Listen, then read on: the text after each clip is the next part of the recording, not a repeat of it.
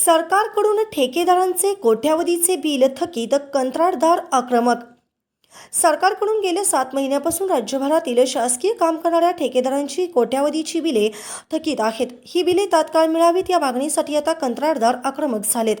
कोल्हापुरातील सार्वजनिक बांधकाम विभागाच्या कार्यालयावर शासकीय कंत्राटदारांनी अनोखे आंदोलन केलं. या आंदोलनात कंत्राटदारांनी आपले बांधकाम साहित्य घेऊन डंपर, जेसीबी, रोलरसह अशी वाहने थेट सार्वजनिक बांधकाम विभाग कार्यालयाच्या गेटच्या आत घुसवली. सोबतच ढोल हलगी वाजवत, टाळ वाजवत, भजन करत या कंत्राटदारांनी अधिकाऱ्यांचं लक्ष वेधलं. दरम्यान सर्व थकीत बिल तात्काळ द्यावीत, अन्यथा 1 मार्चपासून शासकीय काम बेमुदत बंद ठेवण्याचा इशाराही यावेळी आंदोलक कंत्राटदारांनी दिलाय. कॉन्ट्रॅक्टर असोसिएशनचे अध्यक्ष म्हणून बाबासाहेब गुंजाटे बोलतो की आज शासनाने जवळजवळ राज्यातील 27,000 कोटीची बिले पेंडिंग आहे. 27,000 कोटीपैकी फक्त आता एक 8 दिवसापूर्वी 5 ते 7% रक्कम दिलेली आहे. तेवढी रक्कम दिलेली लोकांची व्याज सुद्धा भागत नाही. त्यात सगळे म्हणजे एनपीएस सर्वांची खाती चाललेली आहेत आणि सगळे देणेकरी प्रत्येकाच्या घरी येऊन बसायला लागलेले आहेत.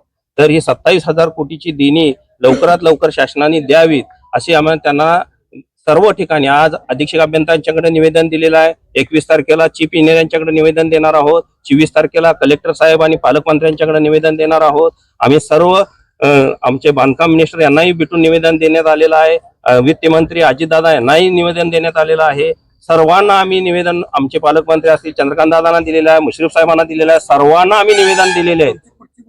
पुढची भूमिका आमची हे जर हिनी 28 तारखेपर्यंत जर पेमेंट दिलं नाही, निदान 70% पेमेंट जर दिलं नाही, तर राज्यातील सर्व कामे आम्ही यवतमाळमध्ये राज्याची बैठक झालेली आहे. त्यात निर्णय घेण्यात आलेला आहे की 1 तारखेपासून अख्ख्या राज्यातील कुठलाही काम 1 मार्च पासून कुठलंही काम करणार नाही आणि खड्डाही भरणार नाही. आणि आम्ही जनतेची माफी मागतो आणि जर काय ऍक्सिडेंट किंवा बाकी काय घडलं रस्त्यावरती तर ह्याची जबाबदारी सर्वच्या सर्व बांधकाम विभागाची असेल.